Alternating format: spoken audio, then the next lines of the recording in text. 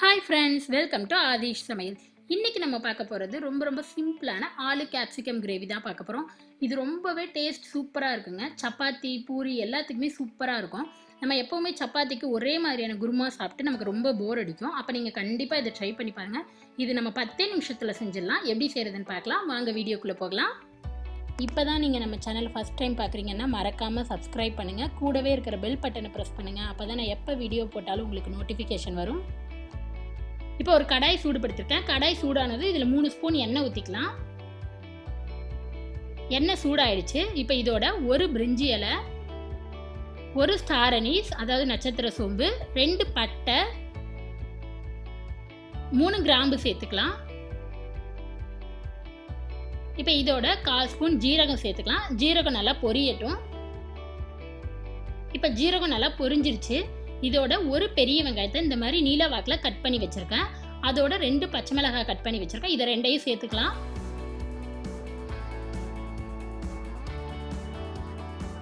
இப்போ வெங்காயம் பச்சை மிளகாய் நல்லா 2ஐயும் 1 நிமிஷம் வதக்கி எடுத்துக்கலாம்.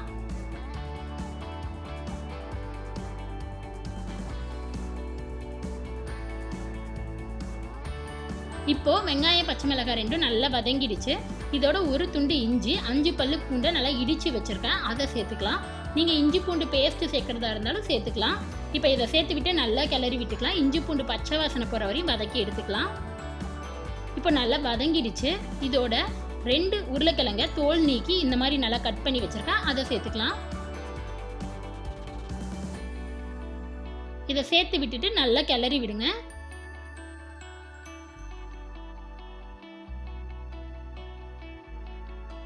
இப்போ நல்லா கிளறி விட்டாச்சு.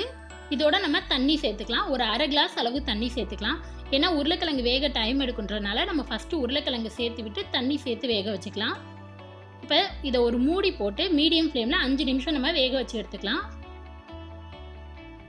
இப்போ ஒரு மிக்சர் ஜார் எடுத்திருக்கேன். உருளைக்கிழங்கு வேகிற கேப்பில் நம்ம பியூரே ரெடி பண்ணிடலாம். இதுக்கு 2 தக்காளியை கட் பண்ணி போட்டுக்கிட்டேன். இதோட ஒரு 5-6 கேஷ்யூ அதாவது முந்திரி பருப்பு, இதை 2ஐயும் சேர்த்து நல்லா ஒரு பேஸ்ட்டாக அரைச்சி எடுத்துக்கலாம். அவ்வளோதான், நம்மளோட டொமேட்டோ பியூரே ரெடி ஆகிடுச்சு. இப்போ இங்கே உருளைக்கிழங்கும் வெந்துருச்சு. பாருங்கள், நல்லா தண்ணிலாம் சுண்டி ஓரளவு 50% நமக்கு வெந்துருச்சு. இதை நல்லா மிக்ஸ் பண்ணி விட்டுக்கலாம். இப்போ இதோட நம்ம அரைச்சி வரைச்ச தக்காளி விழுதை சேர்த்துக்கலாம்.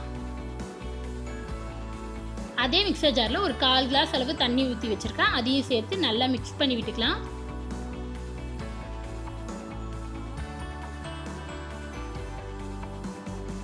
இப்போ நல்லா மிக்ஸ் பண்ணியாச்சு. இதுக்கு தேவையான அளவு உப்பு சேர்த்துக்கலாம். காரத்துக்கு தேவையான அளவு மிளகாய்த்தூள் 1 ஸ்பூன் நான் சேர்த்துருக்கேன். 1/2 ஸ்பூன் மல்லித்தூள், 1/2 ஸ்பூன் கரம் மசாலா எல்லாத்தையும் சேர்த்து விட்டு நல்லா மிக்ஸ் பண்ணி விட்டுடலாம்.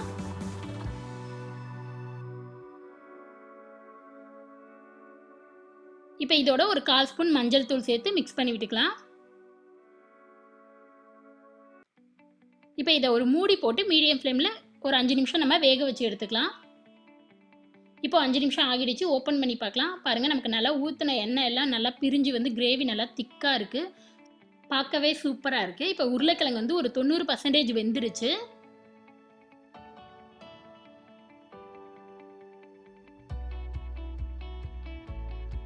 இப்போ இதோட நம்ம நறுக்கி வச்ச 2 குடமிளகாவை சேர்த்துக்கலாம்.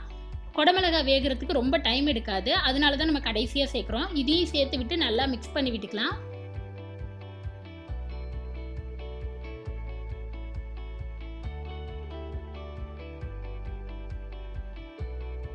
இப்போ நல்லா மிக்ஸ் பண்ணியாச்சு. இதோட ஒரு 1/2 கிளாஸ் அளவு தண்ணி சேர்த்துக்கலாம். கிரேவி இது வந்து திக்காக இருந்தால் தான் நல்லாயிருக்கும், அதனால நான் கொஞ்சமாக தண்ணி சேர்த்துக்கிறேன். உங்களுக்கு கொஞ்சம் தண்ணியாக வேணும்னா இன்னும் கொஞ்சம் எக்ஸ்ட்ரா தண்ணி சேர்த்துக்கோங்க. இதை சேர்த்து விட்டு நல்லா மிக்ஸ் பண்ணி விட்டுடலாம்.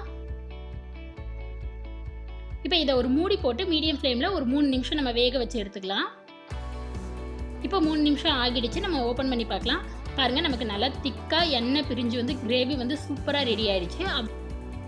அவ்வளோதான், நம்மளோட உருளைக்கிழங்கு குடமிளகாய் கிரேவி சூப்பராக ரெடி ஆகிடுச்சு. இப்போ இதை நல்லா கிளறி விட்டுடலாம். இதை கிளறி விட்டுட்டு கொஞ்சம் கொத்தமல்லி இலை தூவி விட்டுட்டு அடுப்பை ஆஃப் பண்ணிடலாம். அவ்வளோதான், சூப்பராக கிரேவி ரெடி ஆகிடுச்சு. இது 10 நிமிஷத்தில் செஞ்சிடலாங்க. வீட்டில் உள்ள எல்லாருக்கும் ரொம்ப பிடிக்கும். கண்டிப்பாக ட்ரை பண்ணி பாருங்கள். உங்களுக்கு இந்த வீடியோ பிடிச்சிருந்துச்சுன்னா லைக் பண்ணுங்கள், ஷேர் பண்ணுங்கள், கமெண்ட் பண்ணுங்கள். மறக்காமல் சப்ஸ்கிரைப் பண்ணுங்கள். கூடவே இருக்கிற பெல் பட்டனை ப்ரெஸ் பண்ணுங்கள். அப்போ தான் எப்போ வீடியோ போட்டாலும் உங்களுக்கு நோட்டிஃபிகேஷன் வரும்.